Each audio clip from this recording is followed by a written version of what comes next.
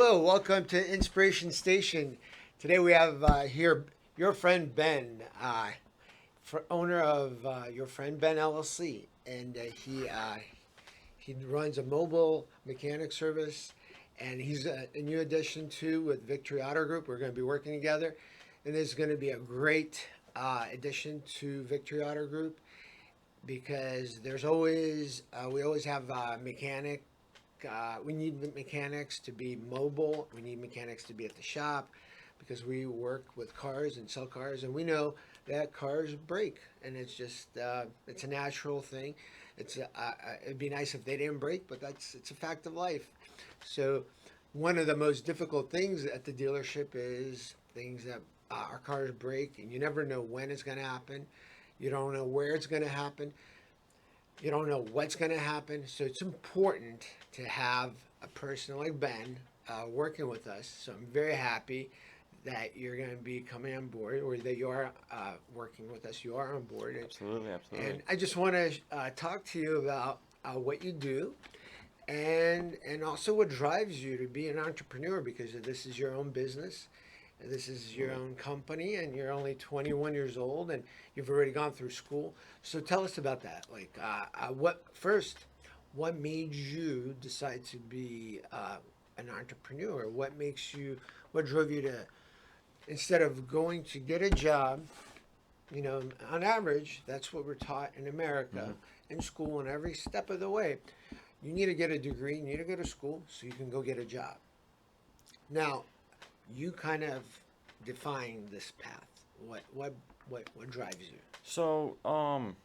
a lot of it just comes from, not having much as being younger, so it makes me want to just work harder to have it. Um, Another thing is too is like not everyone can do this type of work either. It takes a lot of practice and a lot of knowledge, a lot of theory behind it. So, you can't just come and walking off the street and go into Tires Plus and start servicing vehicles. So, and that's what we have in this industry now is we have a lot of technicians who are coming in, 18 years old, they're starting as a lube tech or a tire tech, and they don't ever really make it through the ranks to get to a flat rate technician. And I just don't want to get stuck in that position and not ever make it to being a flat rate technician. And I kind of look at the dealerships as just being a middleman for the technicians, just to kind of give them work. But see, I can facilitate my own prospects and my own customers, and I know what I'm doing, and I don't want to waste anyone's time or money. So, Hmm. and the dealership is a good way to do that. Yeah, and then also, what got you interested in being a mechanic? Like, So my grandfather, he was into stock car racing, and okay.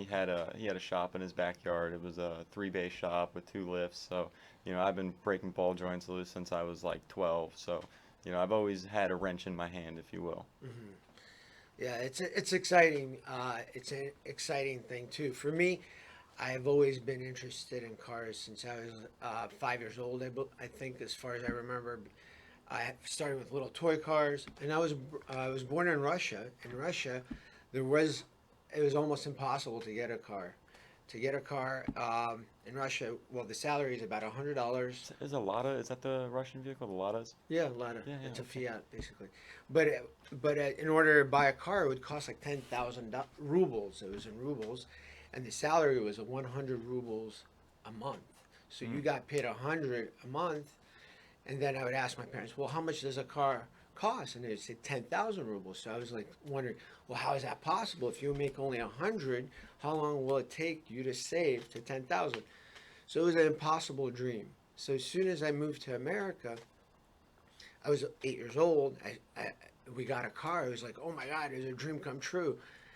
When we got it, I was thinking I'm gonna sleep in it. I was gonna like live in it. I had like crazy ideas. So it's always been a passion for me too, and cars.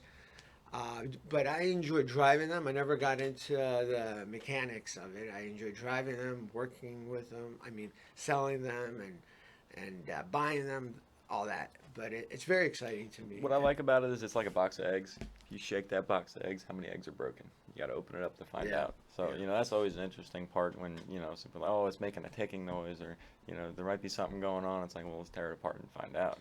Yeah, and so you started this business, your friend Ben, And tell me about your business. Like, how does that work?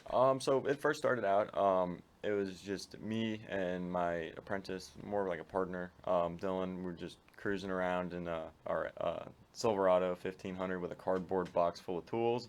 And, we started out that way, got our bills paid. We were like, wow, we could really make this happen. We weren't making any money, like crazy money, but we were getting enough to get by. And for us, that was way better than, it was more rewarding than, working for someone else and having a steady paycheck and a steady source of income. It's just more rewarding when you do it yourself. You go out and you get it, You just Yeah. go get it for yourself. So that's how really the path of entrepreneurship started for you It's because more rewarding when you do it for yourself, yeah, because it is a lot more work. It's honestly really easy to talk yourself out of it because it's a lot of work. yeah. It's a lot to think about, maintain, and just because there's a lot of. It's exciting. Oh, absolutely, absolutely. It's like living on the edge because when you go get a job, you just work there and you're told what to do and you do your job, and Well, it's the that's it. steady income that I think a lot of people are afraid to kind of veer off and do what I'm doing is Yeah. 'cause everything's a risk, everything. And not everybody has the ability also to do what you're doing because maybe they have a family, maybe they have the bills, they have to make the money immediately. So you're fortunate where you don't have that expectation right now because of where you are in your life. You can build a business, and that was similar to me when I started my business because I had no experience having a business, and it was my goal. And luckily, I was in a situation where I didn't have to support my family, and I could start my business. So it's also time and situational, and so that helps with the business. And that's how when I started. And it's a similar idea because it's inspiring for me, and it drives me not only to work but also how do I bring in the business.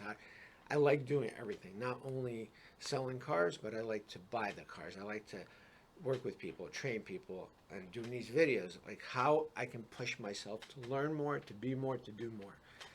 What is possible, and being an entrepreneur is that space uh, to push myself. And so the idea is you start this business. So also, so what do you do? So you got your phone number, you got your business. So people call you, and how does that work? To So usually I get a phone call and somebody will ask if this is your friend Ben, and I'll say absolutely, and they'll tell me what's wrong with their car a little bit, and then I'll ask them, where's the vehicle? Is it in a safe location? Is it on the side of the highway? Is it in your driveway? Is it in a parking lot?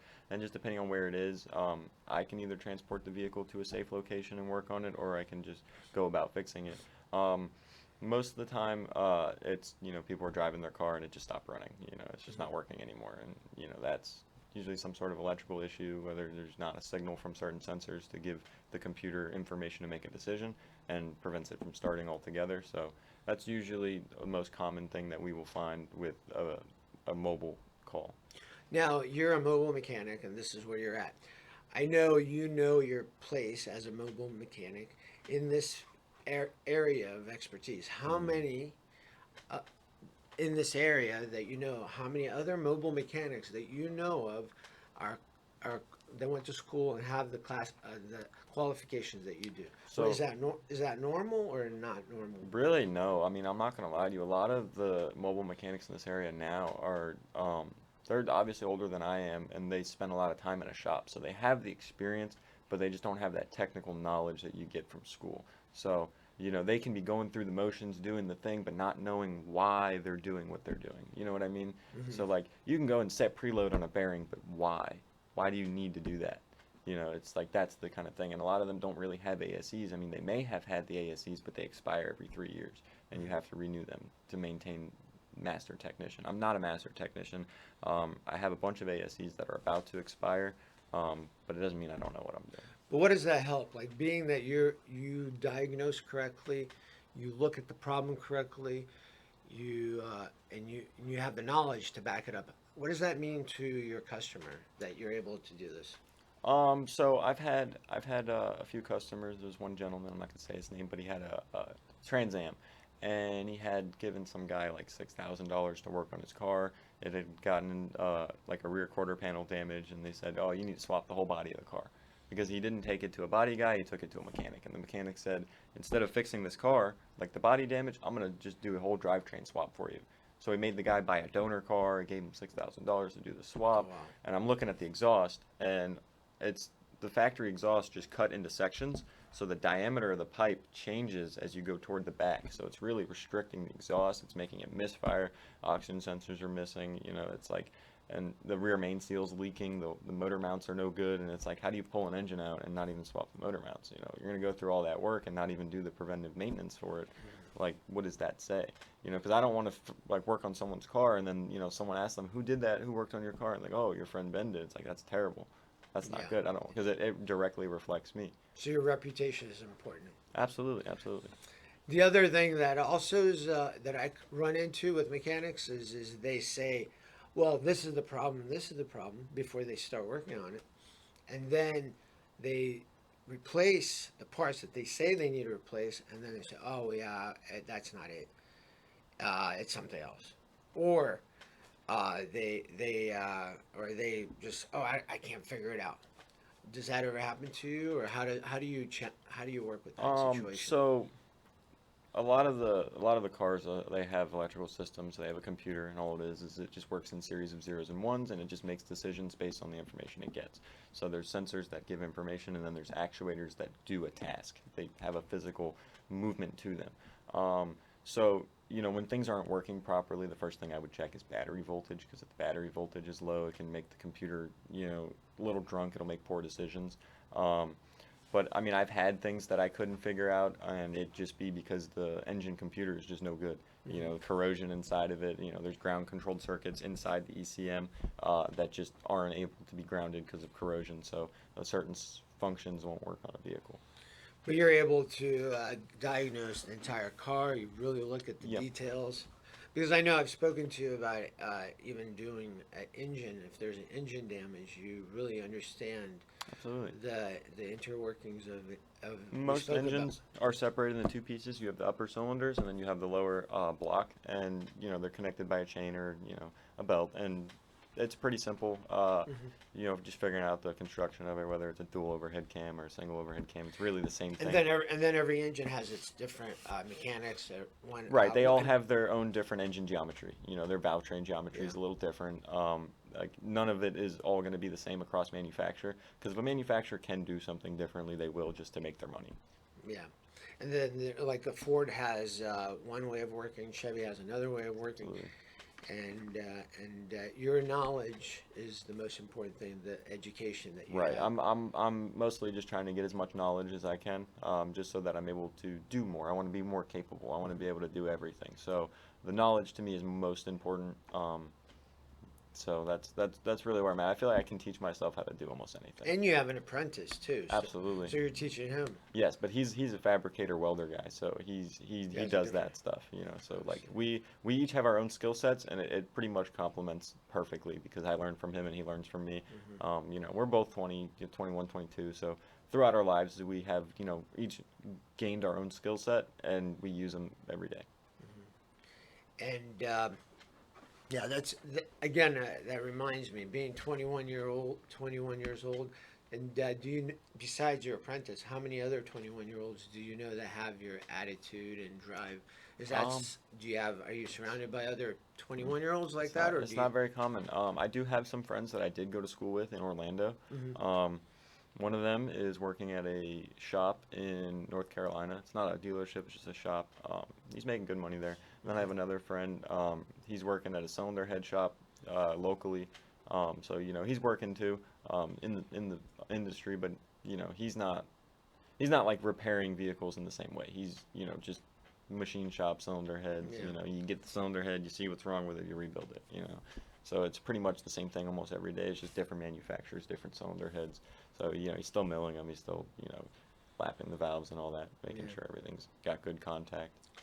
And then with all the new technologies coming out with battery-operated cars and cars being, the manufacturers keep changing these cars. How are you staying up with that? Is it because so you go back, you have to get So more I'm not really certification? worried. I'm not really worried about the EV scene as of yet. I mean, I probably will end up learning about it. The only thing is I just don't feel like we have the infrastructure to be able to have that many, electric vehicles. Yeah. So for now, I'm not worried about it making, where like, a lot of the population is going to have an electric car, and I'm going to run into a couple of them a week, So as for right now, I'm not worried about it, but I do plan on, learning about that, obviously. Yeah. I mean, I do have some experience with hybrid vehicles and those, high voltage battery systems.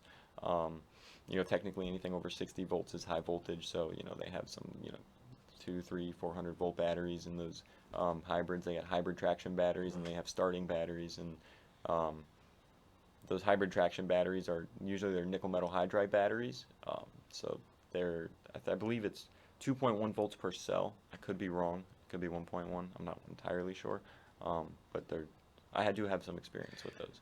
Like I know we didn't meet a long time ago, or we haven't known each other a long time, but every time I talk to you, I'm constantly impressed with the amount of knowledge and information that you have, that you know. I'm a sponge, man. I'm a sponge. Because I've been in the business for 13 years, and I'm always interviewing mechanics, looking for mechanics, and so I've met a lot of mechanics, but you impress me with the knowledge, and not only about the car or particular engine cars, but body work, transmissions, computers, wiring diagrams. I mean, I could tell you the science behind how each sensor works. If you want an example, mass airflow sensor, it's just a bimetal strip and has a heating element in it, so it monitors the temperature of the strip. So as air passes by the strip, it's going to cool it. So however much more voltage it needs to add to maintain that temperature is going to give it an amount of air that's going into the engine, so that it can add an appropriate amount of fuel through the fuel injectors. So you went to school now, and you know how things work today. How are you experienced with cars from like 30, 40 years ago? That's so easy. It's even easier, right? Oh, even easier. There's really no engine control module for the older stuff. It's just a carburetor, and you just give it fuel. It's got compression, it'll run. Fuel spark compression, it'll run. Like the 350 small blocks is so easy to work on. And a lot of people they like to use that platform, that 350, on a lot of their classic car builds. You'll see like a 55 Chevy Bel Air with a 350 in it, and all redone leather interior and all that stuff. So people really like that engine. Yeah, it's a good engine. Do you know? You may not know, or maybe you do know. When you buy a car and you're driving, and something breaks, and you take it to a mechanic, and the mechanic charges you a bunch of money and still doesn't fix the car. I'm constantly dealing with that. Just there's so many mechanics, and there's so many issues. Where do you go? How do you do this? And it's just so hard to find somebody that's ethical, honest, and knowledgeable that can fix your car. I like to have very realistic expectations. So, when it comes to diagnosis, depending on the vehicle, I've even told someone, hey, give me 4 days to look at this car, because I want to make sure I have enough time to look at it, and, I don't want it to take any longer than expectation that I set. So I'm always going to give myself extra time, and, some people are like, oh, well, that's, it's too much time, and I'm like, well, I want to make sure I look through it thoroughly and figure out what the problem is. And, that one time that I told the customer, give me 4 days to look at it, it only took me a couple hours to figure out what was wrong with it, but I just wanted to have that extra time to look at it. And so far, that's been my experience with you as well.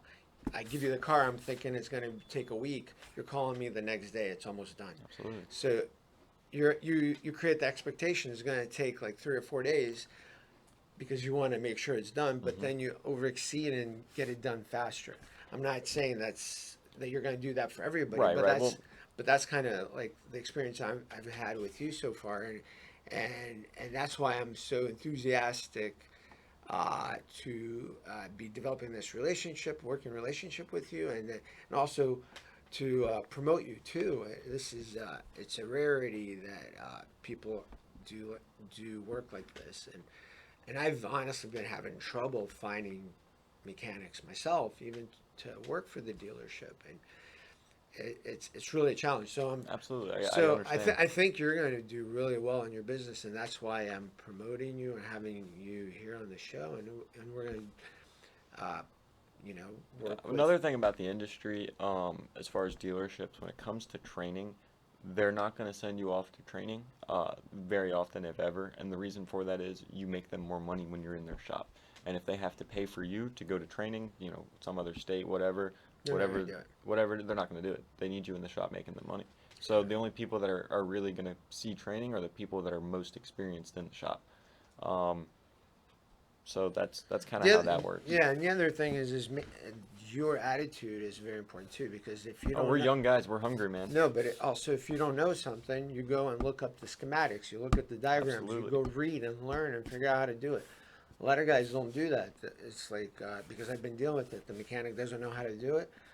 It's like, why don't you just go read and figure it out? I had this one customer with an F-250 Power Stroke, and I went through and I educated myself about the whole fuel system and how it works, how it has a horizontal fuel conditioning module, and how it has a smaller pump for that. So if you can see pressure at the horizontal fuel conditioning module, you know the pump in the back is good, and it's probably the higher pressure fuel pump underneath the So you figured it manifold. out. Right, of course. See, the school that you went to in Orlando is your foundation. Absolutely.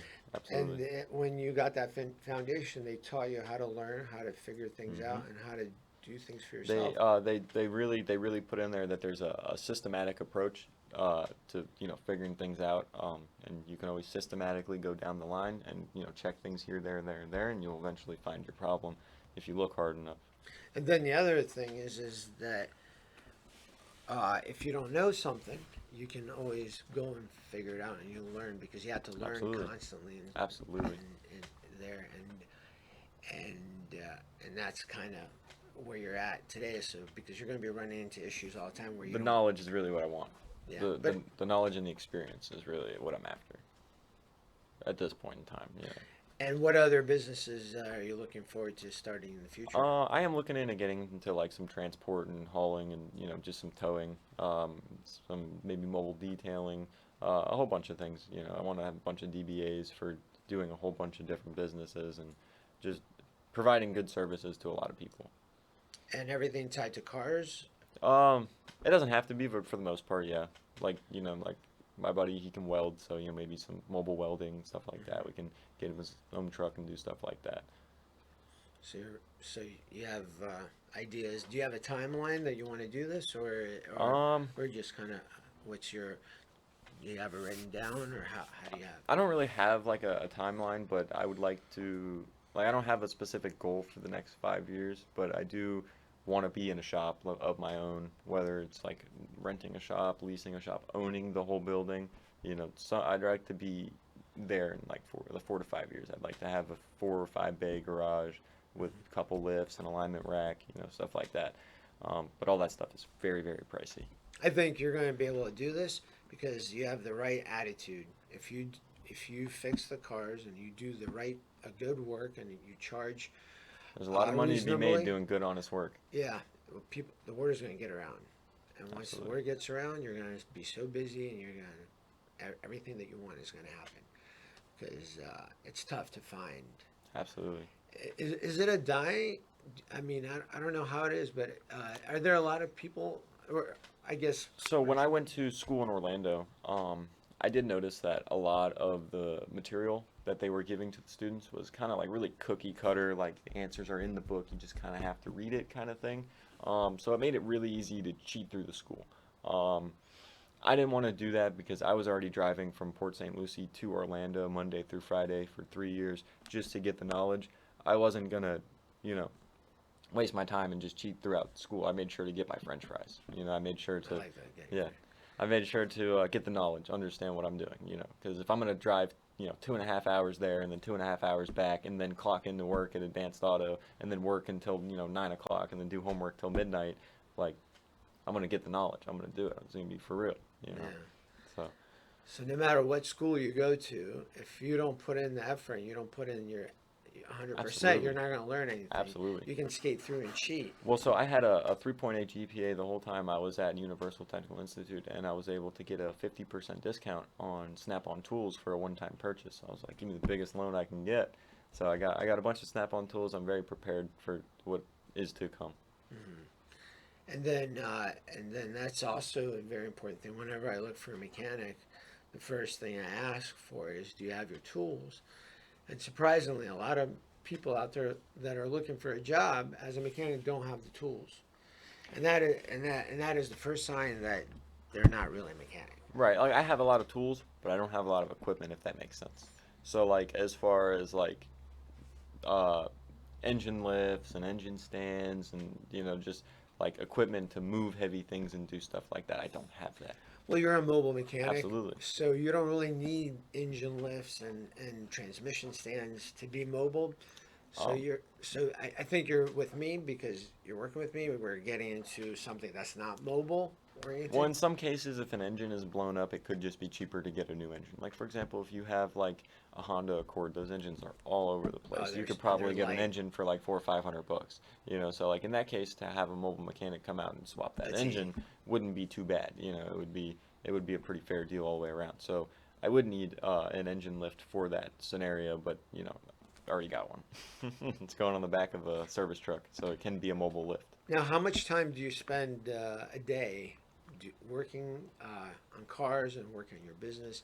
Like All the currently, time, all the time. If I'm not working in the business, I'm working on the business, and that's as real as it gets. I'm, always trying to, record some content for some social media. I don't really post a lot on social media. I should. I just have a whole bunch of content that's ready to be edited and uploaded, and I just haven't done it yet.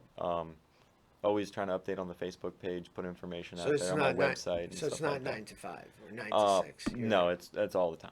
It's All all the the time. time. Like I'm always getting phone calls. I'm always looking into things. I'm always doing something. I mean, you get a lunch break What here and about on there, and weekends, Saturday and Sunday? I do work Saturday and Sundays. But I don't really like focus on the business those days. If I get a phone call and someone needs help, I'll come out and help them on weekends. But sometimes I might be fishing, so it's like a little busy right now. So yeah, and yeah, that sounds cool. So and that is the main thing. Being an entrepreneur, you're working and thinking about work and thinking about your business all the time, and that's where I'm at. It's a challenge and it's rewarding. And Absolutely. just so you know, this is only the beginning for you. I mean, Right. you do know that. I It, mean, it my I first mean, this, month being in business with my buddy, we look at each other and we're like, dude, we got all of our bills paid and we started this month. Like, that's crazy. It's so rewarding. It really is. Because you did it yourself. Nobody really helped you do it. It's like you made the money to get your bills paid. And granted, it's not a lot of money, but to me, it's an accomplishment.